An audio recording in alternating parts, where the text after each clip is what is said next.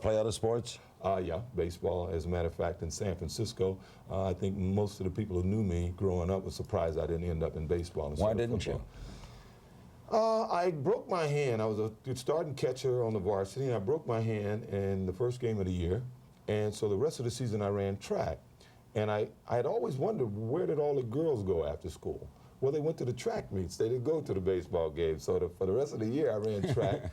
And then, obviously, when I went to USC, I was going to play for Rod Data. We had excellent baseball teams. Oh, boy. And they talked me into going out for the track team because they felt we could break a world record in the relay.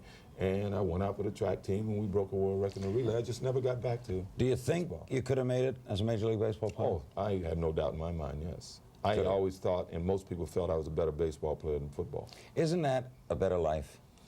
Looking back on it now at 38, watching what these guys are signing for, older than I am, you know, I would recommend, yeah. I mean, I look at a guy like Bo Jackson, and I wonder what decision he has to make. Baseball, you know, baseball would be where I'd go.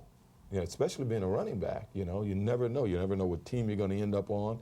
You don't have to worry about the offensive line. You know, when you get up, it's you and it's the picture, you know, and it's, hey, did sports help you a lot in, I know you had problems as a kid. I mean, that was a pretty rough time for you, wasn't it? Yeah, I had a great time, you know, as a kid, because you don't know any better. I grew up in government housing projects in San Francisco, various ones around the city. And I guess what really kept me in school, because many of my buddies quit school, was the fact that you had to maintain a C average to play sports. And of course, my mother had a big influence on me. She wanted me to finish high school.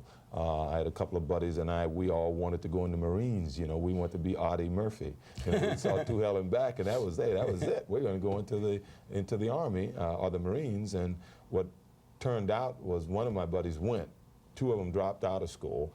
Ronnie Patterson went into the service, and I mean, in less than a year, he was back from Vietnam. He had lost a leg, so we got a little more realistic about it. So my other buddy who had quit school, this guy named Al Cowlings, got back into school, ended up going to junior college in USC, being the #1 draft choice by the Buffalo Bills.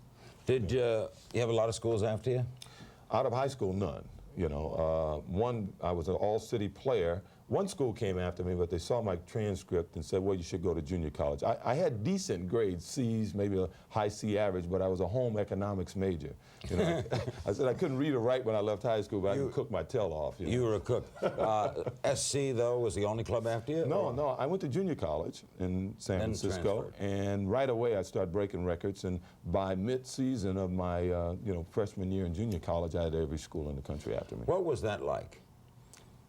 I mean, there's so much talk about it today with the LSU thing. What was it like to have everybody after you, and you're a kid? Well, in the beginning, it was, it was first time in my life that, I was always popular with my friends, but with Christ, all of a sudden, big schools are coming. You're getting offers that you can't even believe, I pretty much knew right away I wanted to go to USC. You know, so I visited other schools just because, the airplane rides, and they wine and they dine you in these schools, and they do a few other things. And you meet a few girls. Don't they? It was sort of exciting, So, but I always knew I wanted to go to USC. So when it came down to it, and the other schools, SC told me I needed another year of junior college, and other schools told me they can get me in. I almost went to one of the other schools, but a guy named Marv Gu came and said, if you really want it, it's got to be worth working for and waiting for. And people don't believe this to this day. So at USC, we're not going to give you anything but a chance to be a Trojan. And if you play up to your ability, you'll end up with more than any of these schools can ever offer you. And it happened that way, and that's why I love USC. No regrets over that? None.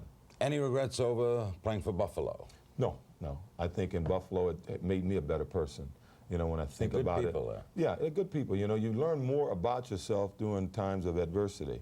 I use Jim Ryan as an example of a guy who was a great talent, but when he first came up against some competition, adversity, he quit in the middle of the race. Well, I found out about myself that I wasn't a quitter, in Buffalo when things weren't going well, that, hey, I was still willing to finish the race and work hard, and it made me understand myself a little more, and what was really important is character in the end. And the snow didn't bother you?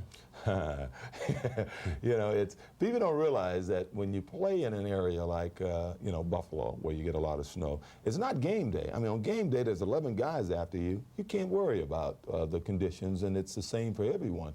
The problem is that you have to practice in it every day. So by the near the end of the season, if you're really in the thick of the race, all of a sudden you can't have good timing. You know, you lose a little of your conditioning, you lose that edge. So when you leave Buffalo after practicing on ice all week and you go down to Miami, there's no way you're going to be sharp. Yeah, the camaraderie was what really made the game special. And when I retired, I was ready to retire. As a matter of fact, I would have retired maybe a year or two earlier if they hadn't have traded me to San Francisco, and Eddie DeBartolo was just such a great guy, you know, to play for.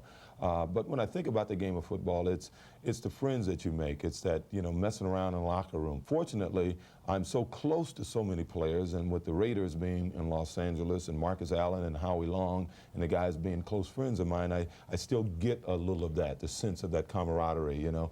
And with Monday night, I get the, I guess it's the jitters that you get. You know, there's something about anticipation and putting it on the line each week. In a once-a-week sport. Yeah, and in a sense, on Monday night, we're sort of putting it on the line. As a matter of fact, 2 years ago, when I was getting sort of criticized a lot, I was asking myself, Juice, now why would you open yourself up to this criticism? But I realized I needed it. I needed that pressure, and if there's anything I missed, it was the pressure of getting up. How about the having to do athlete something. looking down on the field and you see that opening and another running back going through it? Are there times you say, I wish I were there? Larry, never. I really, No. you know, there was a few, you know, I'll look at like this Washington Redskins offensive line and think at times, boy, I wish I could have run behind that line. Or the Rams offensive line, because I said, boy, I could do so much behind those guys. But the actual feeling of being out there, I had enough. When I retired, I had a good time. And so I sort of vicariously run through, I guess, Marcus Allen more than any other back. And there's other guys I appreciate, you know, Dickerson, But you don't obviously. miss it. No, not at all.